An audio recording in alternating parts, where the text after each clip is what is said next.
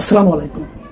প্রিয় দর্শক, যে আশঙ্কাটা আজ থেকে কয়েক মাস আগেই করা হয়েছিল যে রাজনৈতিক দলগুলো পরস্পরের প্রতি কাদা ছোঁড়াছুড়ি করবে, দেশটাকে বিভক্ত করতে করতে ছোট ছোট উপদলে পরিণত করবে, সেই আশঙ্কাটা যেন সত্য হতে চলেছে। আমরা অনেকদিন ধরে লক্ষ্য করছিলাম দু তিনটা পক্ষ হয়ে গেছে, একদিকে বিএনপি, আরেকদিকে জামাত, এনসিপি, ইসলামী আন্দোলন, মাঝখানে সরকার যেন খেলা দেখছে, সমস্ত পট সাজিয়ে দিয়ে সে যেন খেলা দেখছে। পরস্পরের প্রতি যে এই যে বিক্ষোভ, পরস্পরের প্রতি যে ঘৃণা ছড়ানোর যে রাজনীতি, যেটা আমরা কখনোই দেখতে চাইনি, সেটাই আমাদেরকে দেখতে হচ্ছে। কি বলেছে গত কয়েক মাসে ভাবুন তো আপনারা, ইদানিং যেটা হচ্ছে, বিশেষ করে মিটফোর্ডের ওই সোহাগের হত্যার পরে জাতীয় নাগরিক পার্টি এবং জাতীয়তাবাদী দল বিএনপি, এনসিপি এবং বিএনপি, তারা পরস্পরের বিরুদ্ধে কি কি কথা বলছে, আমি দুই একটা কথা বলে আপনাদেরকে একটু স্মরণ করে দিতে চাই। শুনলে আপনারা মন খারাপ করবেন, আমি মন খারাপ করেছি। কিন্তু বলেছে কি, নাহিদ ইসলাম বিএনপিকে সরাসরি চাঁদাবাজদের দল হিসেবে আখ্যায়িত করেছে। আমরা মাঝে মাঝে বলি যে আপনি আচরি ধর্ম, চাঁদাবাজের অভিযোগ কি এনসিপির বিরুদ্ধে নেই? সেই এনসিপি যদি আজকে বলে যে বিএনপি চাঁদাবাজের দল, বিএনপির অনেক নেতাকর্মীর বিরুদ্ধে চাঁদাবাজের অভিযোগ আছে, এটা নিজেও জানি এবং আমরা বিভিন্ন জায়গায় যাই দেখি। চাঁদাবাজির অভিযোগ যারা ক্ষমতার সংশ্লিষ্ট থাকে অথবা যারা ক্ষমতায় যাবে বলে সম্ভাবনা আমার মনে হয়, তারাই করে বাংলাদেশে। এটা নামে কিছু যায় আসে না। এই মুহূর্তে এনসিপি সরকার ঘনিষ্ঠ দল, তারা চাঁদাবাজির সঙ্গে তাদের নাম জড়িয়ে যায়। বিএনপি আগামীতে ক্ষমতায় যেতে পারে, তাদের নাম চাঁদাবাজির সঙ্গে জড়িয়ে যায়। জামাতের নামও কোনো কোনো ক্ষেত্রে জড়িয়ে যায়, সেটা অন্য কারণে। এনসিপির শীর্ষ নেতা, দলের আহ্বায়ক নাহিদ ইসলাম সরাসরি বিএনপিকে চাঁদাবাজের দল হিসেবে আখ্যায়িত করেছেন। আর কি লাগে? দলের শীর্ষ নেতা যদি এই কথা বলে, তখন দলের যারা কর্মী আছেন তারা স্লোগান দেন। সেই স্লোগানটা কি? স্লোগানটা হলো চাঁদা তোলে পল্টনে, ভাগ যায় লন্ডনে। মানে বিএনপির শীর্ষ নেতৃত্বের প্রতি এক ধরনের ইঙ্গিতপূর্ণ এবং আমি মনে করি কিছুটা অশ্লীল একটা স্লোগান। এটিকে শোভন। আবার দেখেন বিপরীত দিকে বিএনপির সমাবেশ থেকেও একই ধরনের স্লোগান ওঠে। সেই স্লোগানটা কি? এক বোতল দুই চিপি, জামাত আর এনসিপি। মানে এই যে স্লোগানগুলো, এই স্লোগানগুলোর মূল কথাটা কি? এবং বিএনপি নেতৃবৃন্দ বলেন, উচ্চারণ করেন, স্পষ্টভাবে উচ্চারণ করেন যে এনসিপির নেতাদের কথায় ফ্যাসিবাদের পদধ্বনি পাওয়া যাচ্ছে।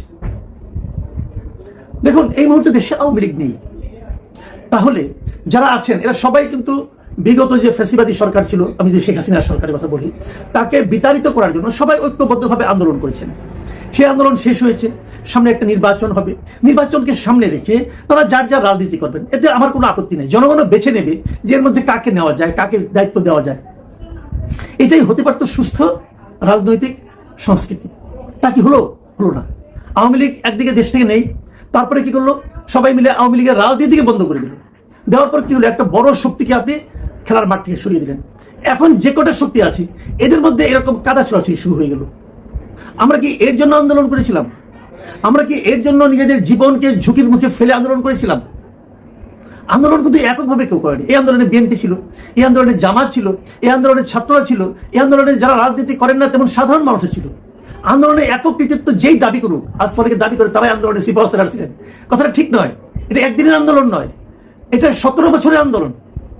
এবং এই আন্দোলনের সমস্ত রাজনৈতিক দল ছিল, সমস্ত অরাজনৈতিক ব্যক্তিরাও ছিল।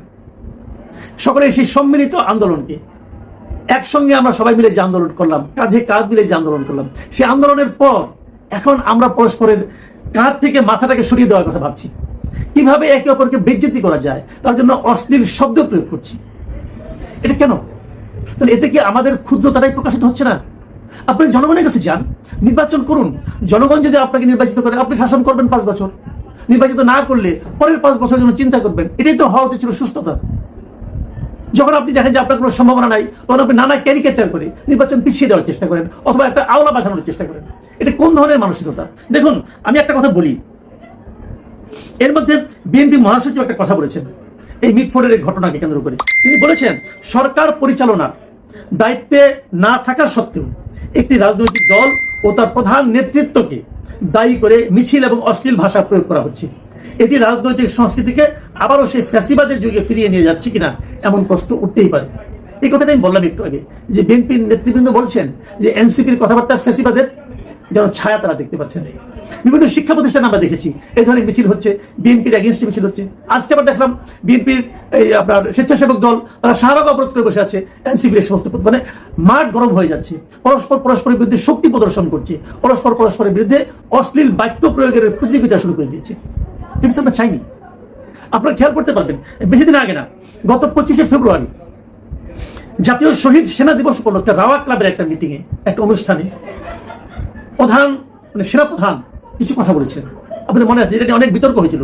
তিনি কি বলেছিলেন, আজকের এই বাস্তবতায় আমি সেই কথাগুলো আরেকবার আপনাদেরকে স্মরণ করিয়ে দিতে চাই। তিনি বলেছিলেন, নিজেরা কাদা ছোড়াছুড়ি, মারামারি ও কাটাকাটি করলে দেশ ও জাতির স্বাধীনতা সার্বভৌমত্ব বিপন্ন হবে। এই দেশ আমাদের, আমরা সবাই সুখে শান্তিতে থাকতে চাই, আমরা চাই না হানাহানি, কাটাকাটি, মারামারি।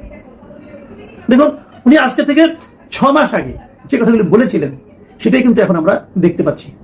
তিনি বলেছিলেন, আমাদের মতের বিরোধ থাকতে পারে, চিন্তা চেতনার বিরোধ থাকতে পারে, কিন্তু দিন শেষে আমরা সবাই দেশ ও জাতির দিকে খেয়াল করে সবাই যেন এক থাকতে পারি। কেবল এক থাকলেই এ দেশ উন্নত হবে, সঠিক পথে পরিচালিত হবে। না হলে আমরা আরো সমস্যার মধ্যে পড়ে যাব। ওই দিকে আমরা যেতে চাই না। খেয়াল করুন, উনি কিন্তু সবাই মিলে এক থাকতে বলেছেন। আমিও বারবার, এর আগে অনেকবার আওয়ামী লীগ আমলে আমি বহুবার বলেছি যে একটা জাতিকে সামনের দিকে অগ্রসর করতে হলে ঐক্যবদ্ধ থাকতে হয়। বিভক্ত জাতি কখনো অগ্রসর হতে পারে না। আমরা আওয়ামী লীগ আমলে দেখেছি, তারা স্বাধীনতার চেতনার কথা বলে দেশটাকে বিভক্ত করেছে, জামাতকে দেশ থেকে বের করে জামাতকে নিষিদ্ধ করতেছে। মানে যারা জামাত করে তারা দেশে থাকতে পারবে না। তারা বিএনপিকে সন্ত্রাসী দল হিসেবে আখ্যায়িত করার চেষ্টা করেছে। তার মানে যারা বিএনপি অথবা জামাত করে তাদের জন্য এই দেশে থাকাই চলবে না। আমি বারবার প্রশ্ন করেছি, তাদেরকে আপনি কি করবেন? বঙ্গোপসাগরে ফেলে দিবেন? এটা তো একটা দুটা লোক না। যে প্রশ্ন তখন করেছি সেই প্রশ্ন এখন উল্টো করে করতে হয়। এখন একই কাজ চলছে। কে কবে আওয়ামী লীগ করেছে, কে কবে আওয়ামী লীগের লোকের সঙ্গে হেঁটেছে, ঘুরেছে, বেরিয়েছে, তাদেরকে ফ্যাসিবাদের দোষী হিসেবে আখ্যায়িত করা হচ্ছে, মত তৈরি করা হচ্ছে। এইভাবে জাতিকে যদি বিভক্ত করেন আপনারা, দেশটাকে কিভাবে অগ্রসর করবেন? যে বছর আমি হিসাব করে দেখেছিলাম 2 কোটি ভোট পায়, তো এত লোককে আপনারা কি বঙ্গোপসাগরে ফেলে দেবেন? এইভাবে দেশ অগ্রসর হতে পারবে না। যে কথাটা আজকের থেকে 5 মাস আগে সেনাপ্রধান বলেছিলেন, তিনি বলেছিলেন, আমি আপনাদের সতর্ক করে দিচ্ছি, পরে বলবেন সতর্ক করিনি। এই দেশ আমাদের সবার, আমরা সবাই সুখে শান্তিতে থাকতে চাই। ঠিক একই কথা আমরাও বলতে চাই। আপনি বিএনপি করুন ভাই, কোনো সমস্যা নাই। আপনি এনসিপি করুন, তাও আপনার স্বাধীনতা। আপনি জামাত করুন, তাতেও আমার কোনো আপত্তি নাই। কিন্তু আমাদের জীবনকে দুর্বিষহ করে দেবেন না। আমরা জামাত বুঝি না, আওয়ামী লীগ বুঝি না, বিএনপি বুঝি না, এনসিপি বুঝি না। আমরা বুঝি, আমরা সাধারণ মানুষ, আমরা শান্তিতে থাকতে চাই। আপনাদের এই মারামারি হুড়োহুড়ির যে উত্তাপ, সেই উত্তাপ থেকে আমরা মুক্ত থাকতে চাই। আমরা আর বিশৃঙ্খলা চাই না ভাই। প্লিজ, হয় আপনারা শুধরে যান অথবা আমাদের মাফ করে দেন। প্রিয় দর্শক, এখন এই পর্যন্তই। আল্লাহ হাফেজ।